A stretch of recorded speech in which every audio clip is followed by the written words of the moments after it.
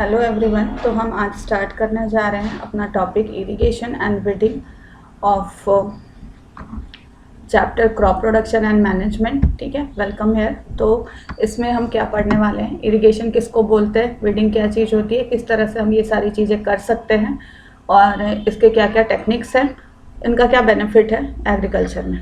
ठीक है, इरिगेशन क्या चीज़ होती है, इरिगेशन का मतलब होता है जो हमने क्रॉप लगाया, जो पिछले चैप्टर्स में पिछले टॉपिक्स में आपने पढ़ा कि क्रॉप में क्या क्या चीज़ें करनी पड़ती है एग्रीकल्चर में।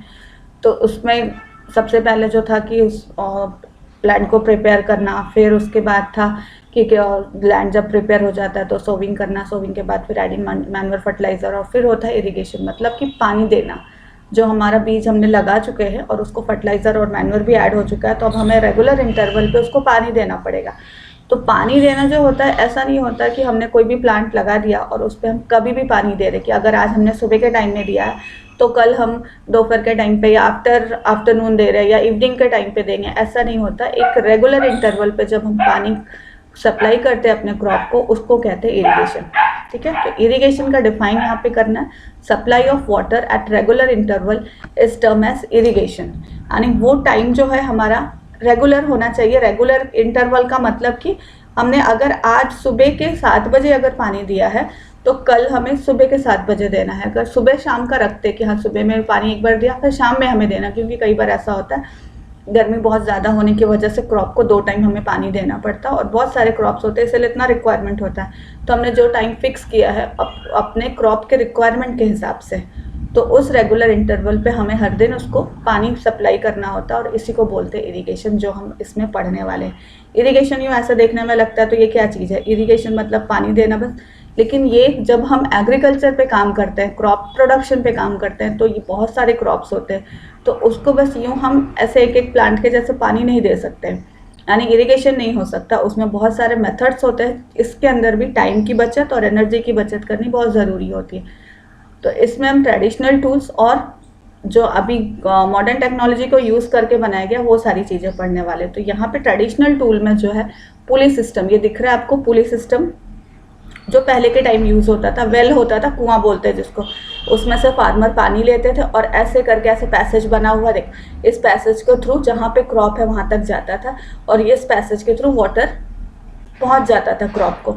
तो इसमें क्या होता था कि ये जो पैसेज बना हुआ, तो यहाँ से पानी बाहर की तरफ भी निकल सकता है, इससे पानी का वेस्टेज होता है। और ये एक इंसान कितने टाइम तक इनको पानी देना होगा तो सारे क्रॉप को पानी मिले, तो इससे पानी का भी वेस्टेज होता है और साथ में टाइम भी बहुत जाता है। फिर ये दूसरा ट्रेडिशनल टूल है जिसको राहत या लेवर सिस्टम बोलते हैं। इसमें ये ऑक्स को यूज़ करते हैं, कोलू का बैल सुना होगा, उसमें ऑक्स जो होता है एक एनर्जी बिल्डअप एनिमल होता है, उसको यूज़ करते हैं, उसके ऊपर यूँ इस टाइप का लीवर सिस्टम लगाया जाता है। और यहाँ पर देखो, यहाँ पे वेल है, यहाँ से पानी निकल करके आता है, ये जैसे जैसे ऐसे घूमता है, ये ऑक्स जैसे जैसे घूमता है अंदर से ये कनेक्टेड रहता है, ये व्हील घूमता है, अंदर पानी निकालता है और फिर इस पैसेज के थ्रू, इधर से ऐसे पैसेज के थ्रू हमारा जो भी क्रॉप है वहाँ पे पानी चला जाता है। इसको बोलते हैं राहत सिस्टम। नेक्स्ट है चेन पंप। चेन पंप में क्या होता है कि अभी हाँ लोगों को निकालने की ज़रूरत नहीं, फार्मर को नहीं, एनिमल को नहीं, यहाँ पर पुली लगा दी जाती है। कई जगह पे मोटर भी अब यूज़ होने लगा है। यहाँ से ये बकेट जो है यूँ रिवॉल्व होता है, इसके अंदर से पानी निकल करके आता है और ये पैसेज के थ्रू पहुँचता है। फिर ये दूसरा है एक ढेकली सिस्टम। ढेकली सिस्टम में क्या होता है, यहाँ के बड़े से हैवी स्टोन के साथ ऐसे लीवर सिस्टम बनाया जाता है और ये जैसे इसको नीचे करते हैं तो ये बकेट नीचे जाता है, पानी लेकर के आता है और फिर वहाँ से सारे प्लांट को, सारे क्रॉप को पानी दिया जाता है।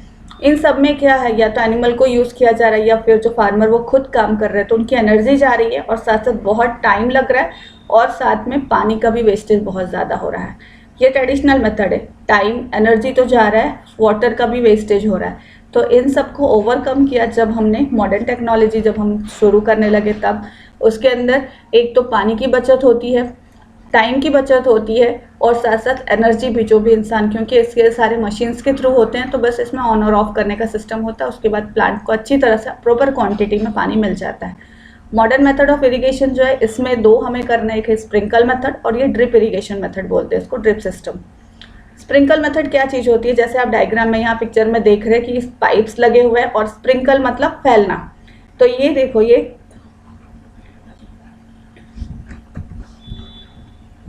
यहाँ पे स्प्रिंकल सिस्टम जो होगा,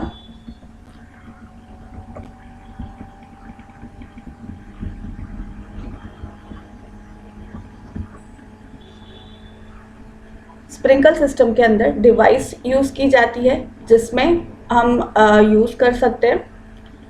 ये पाइप लगा हुआ है, यहाँ पे ऑन ऑफ का रहता है और ये नीचे से पानी ले रहे हैं, यहाँ तो कुछ कनेक्शन रहेगा, बोरिंग की रहेगी या ग्राउंड वाटर के साथ कनेक्टेड होगा, यहाँ से पानी जा रहा है और ये पूरा फील्ड है, फील्ड के अंदर ये लगा हुआ है और ये स्प्रिंकल होगा, मतलब ऐसे जितना इसका रेडियस होगा जितनी दूर उतनी दूर तक ये पानी फैलेगा।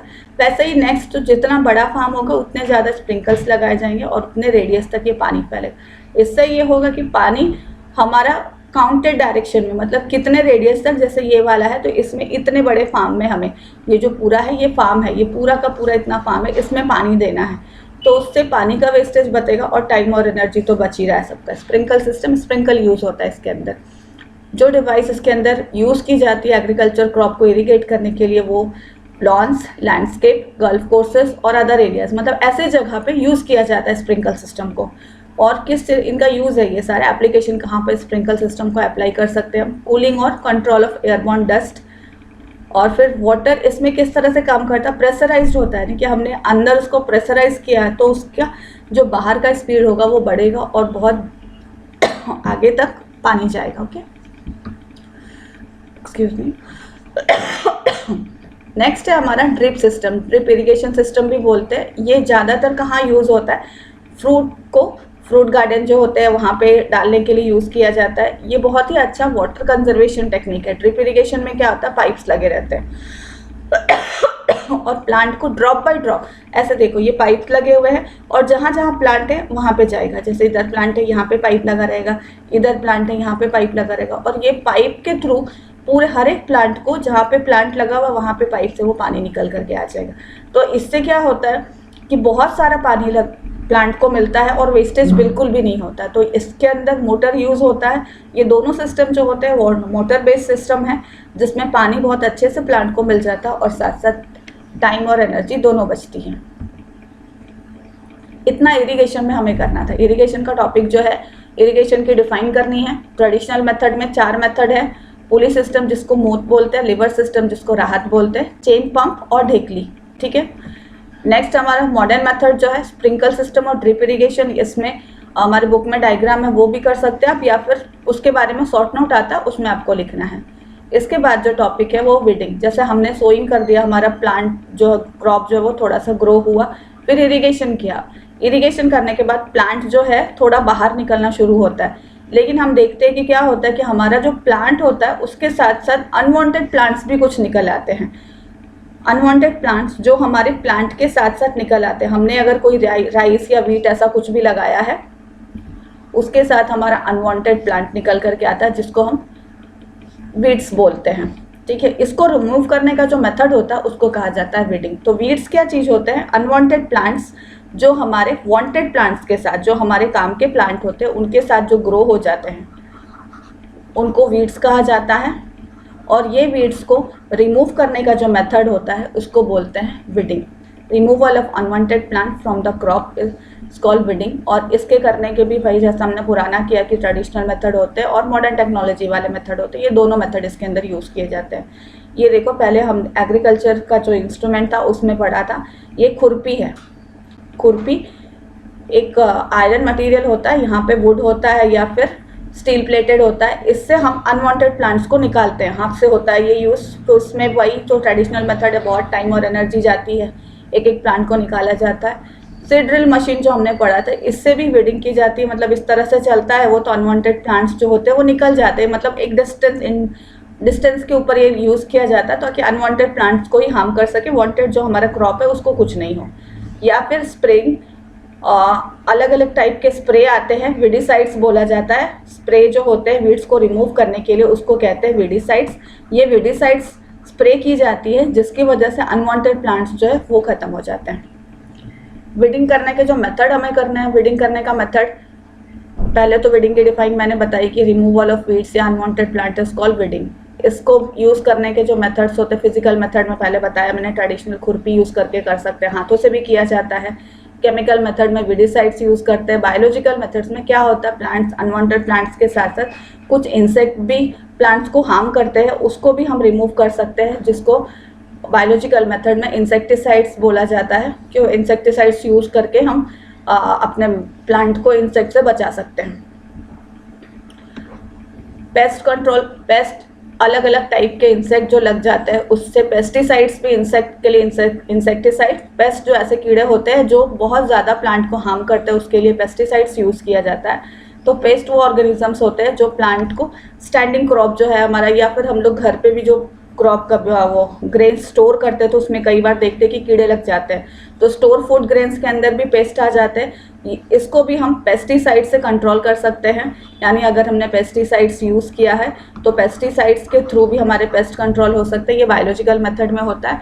और बड़े बड़े फार्म में यूँ ट्रैक्टर के थ्रू भी ये पेस्टिसाइड्स को स्प्रे किया जाता है।